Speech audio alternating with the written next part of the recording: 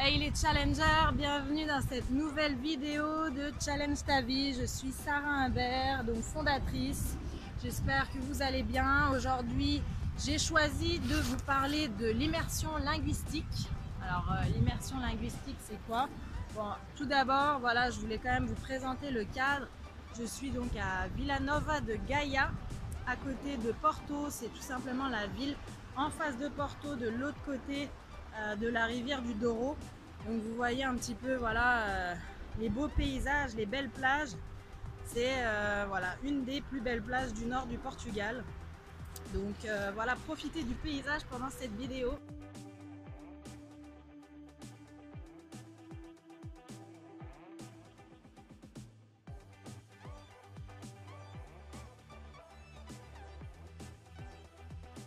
Donc voilà, moi l'immersion linguistique, voilà, c'est quelque chose que je voulais aborder avec vous, tout simplement parce que je suis expatriée donc depuis presque 2 ans à Porto au Portugal.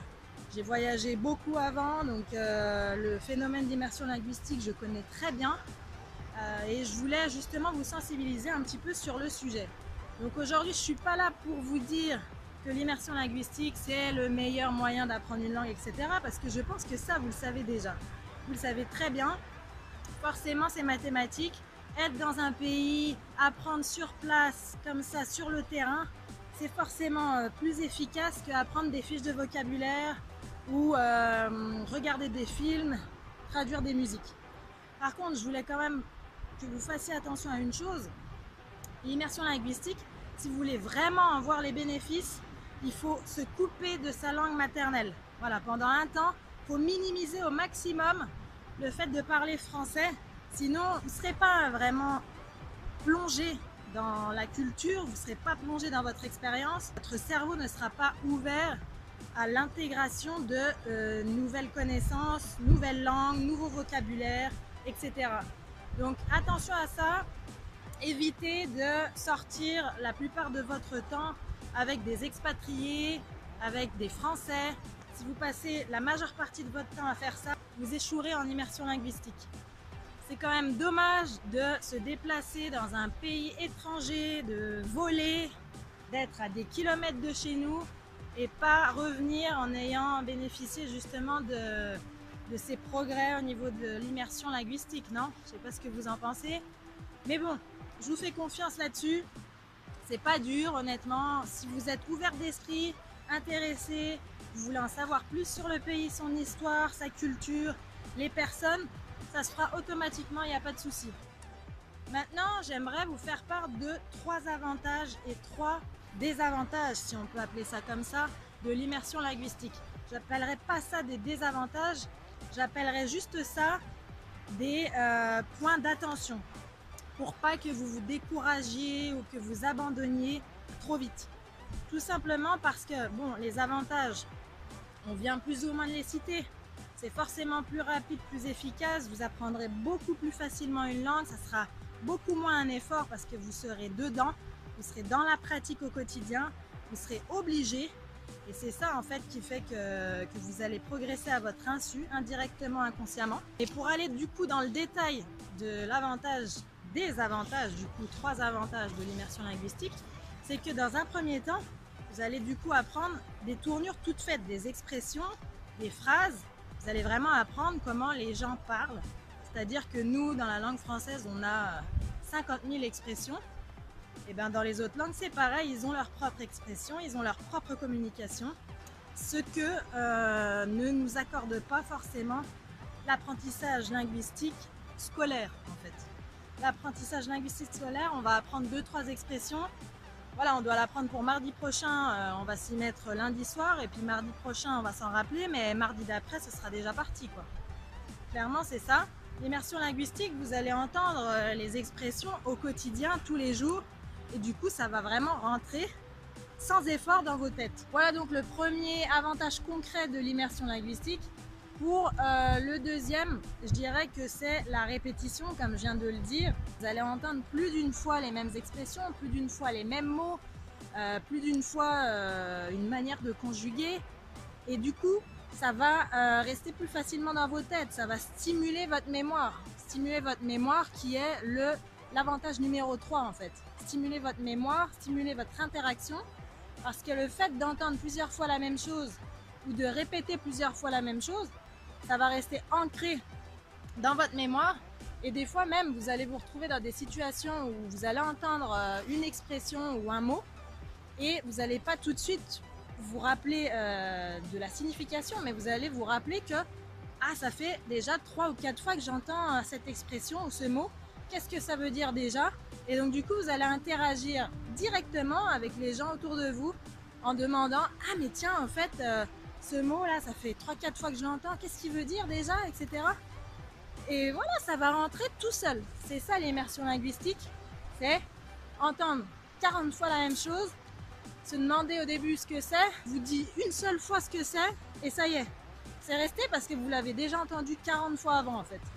C'est automatique, c'est rapide, et voilà pourquoi les 3 avantages de l'immersion linguistique vont vous permettre de maîtriser une langue ou du moins de progresser dans une langue. On ne vous demande pas forcément de sortir bilingue, mais vous allez vous en sortir, mais beaucoup mieux. Je connais beaucoup de personnes qui n'étaient pas forcément très bons en anglais ou dans une autre langue et qui sont partis dans un pays et ils revenaient, ils étaient fluents comme on dit. Donc il n'y a pas de raison, même si aujourd'hui vous vous trouvez nul en langue, l'immersion linguistique c'est la meilleure solution pour vous faire avancer, pour vous faire progresser. Vous allez revenir avec un nouveau bagage au niveau pro-perso.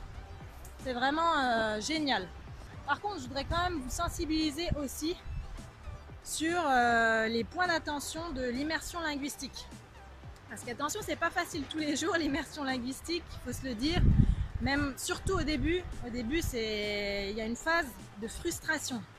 Le premier, c'est ça, c'est la phase de frustration où vous allez être sans arrêt dans l'écoute, vous allez vouloir partager avec les locaux ou les personnes avec qui vous êtes et vous n'allez pas pouvoir converser, vous n'allez pas pouvoir discuter parce que vous n'avez pas les mots, vous n'avez pas encore les réflexes, mais vous allez être dans l'écoute pour justement être dans l'intégration de vocabulaire, l'intégration de la gymnastique de la langue. C'est que pendant cette phase, vous allez devoir être patient, patiente, parce que sinon on a vite fait d'abandonner, on a vite fait d'être gavé par la situation, surtout comme quand on est sociable comme moi. Moi j'adore parler avec les gens, j'adore sortir avec les gens. Et donc du coup le fait d'avoir la bouche clouée au milieu de 10 personnes alors que d'habitude je l'ai toujours ouverte, c'est vrai que plus d'une fois ça m'a gonflé. Mais c'est comme ça, c'est une phase par laquelle tout le monde doit passer. Et c'est une phase dans laquelle vous devez essayer de vous contrôler, fermer votre bouche et l'accepter vraiment pour pouvoir atteindre la deuxième étape qui est de commencer vraiment à avoir intégré le vocabulaire et du coup penser dans la langue locale, c'est-à-dire que vous traduisez plus littéralement de la langue française à la langue cible ou inversement. Vous allez carrément déjà avoir des phrases toutes faites dans vos têtes et donc à partir de là, ça veut dire que le processus 1 est terminé et donc vous allez commencer à être à l'aise dans le fait de communiquer, dans le fait d'essayer de parler, oser. Voilà, vous allez pouvoir vous lancer beaucoup plus facilement dans la communication avec les autres. La troisième phase, évidemment, c'est celle quand même où vous allez, ça y est, interagir avec les gens, parler, discuter. Vous allez sans cesse vous améliorer parce qu'on va vous reprendre, vous corriger. Donc pareil, ça peut être frustrant pour certains. Ça dépend comment vous voyez les choses, mais moi je pense que toute correction est bonne à prendre si on veut progresser dans la langue. Ça fera forcément de vous des locuteurs meilleurs. Donc c'est pareil, dans cette phase, ne le prenez pas mal quand les gens vous corrigent. Ne le prenez pas mal non plus quand les gens ne vous répondent pas dans la langue, parce qu'au début vous allez essayer donc de parler dans la langue. Moi, combien de fois au début j'ai parlé portugais quand j'allais au supermarché ou n'importe où je devais aller pour faire ce que j'avais à faire, mais on me répondait en anglais ou on me répondait en français. Donc c'est vrai que ça peut vite être frustrant parce qu'on fait l'effort et on se dit mince, je dois mal parler si elle me répond en anglais ou en français, mais faites pas attention à ça. Il faut continuer, c'est pas grave. Il faut continuer à parler jusqu'à ce que ça s'améliore. Et puis n'hésitez pas non plus à dire aux gens excusez-moi, mais je vous ai parlé portugais, je vous ai pas parlé anglais, ou gentiment évidemment, pas dans l'agression, mais que la personne comprenne aussi que c'est dans votre intérêt si elle répond dans la langue locale. Et la quatrième phase dans laquelle je suis actuellement, c'est la phase où en fait vous allez avoir tellement de langues dans vos têtes, ou même s'il n'y en a qu'une, que vous allez perdre un petit peu de votre langue maternelle. Moi aujourd'hui par exemple, j'ai du mal à parler soutenu en fait, en français. J'ai même du mal à parler simplement aussi, je perds mes mots parce que j'ai des mots en portugais tout de suite qui me viennent, ou des mots en anglais. Enfin, comme je travaille au quotidien en portugais, espagnol, anglais, bah, quand je parle français, j'ai besoin de... Je bug souvent quoi, je bug, je commence une phrase et je bug au milieu parce que bah, à la fin de la phrase, mon cerveau il l'a anticipé en portugais ou en anglais plutôt qu'en français. Donc c'est pareil, des fois c'est un peu frustrant. On se dit mince alors, on dirait que je sais pas parler, etc. Mais en fait, c'est pas de notre faute, c'est comme ça. Voilà, c'est les conséquences de l'immersion linguistique, c'est les conséquences de savoir parler plusieurs langues. Il faut l'accepter, faire au mieux. J'essaie de voir ça comme quelque chose de, voilà, de rigolo. Même si par moments, sur le coup, c'est vrai que ça me gêne de bugger devant quelqu'un ou même là en vidéo, souvent quand je vous fais des vidéos, je bug quoi. Je suis obligée de refaire la phrase plusieurs fois parce que bah, ça me vient en portugais ou en anglais et du coup ça fait des phrases sans dessus dessous en fait. Mais sachez que c'est pas grave, ça fait partie du jeu et moi en tout cas je suis super heureuse d'avoir vécu tout ce que j'ai vécu aujourd'hui. Super fière aussi d'en être arrivée où je suis aujourd'hui au niveau linguistique. N'hésitez pas, c'est à la portée de tout le monde. Le tout, c'est l'audace. Le tout, c'est qu'il faut y aller, il faut oser se lancer, il faut arrêter de procrastiner, se poser des questions. Il faut juste y aller et vous verrez direct l'impact que ça aura sur vous. Voilà pour cette vidéo, j'espère qu'elle vous a plu. Encore une petite vue panoramique et je vous dis à très bientôt. N'hésitez pas à mettre un petit pouce, à commenter aussi, me faire part aussi de vos immersions linguistiques, de vos expériences. Si vous avez aussi d'autres manières d'apprendre les langues, n'hésitez pas à le mettre en commentaire.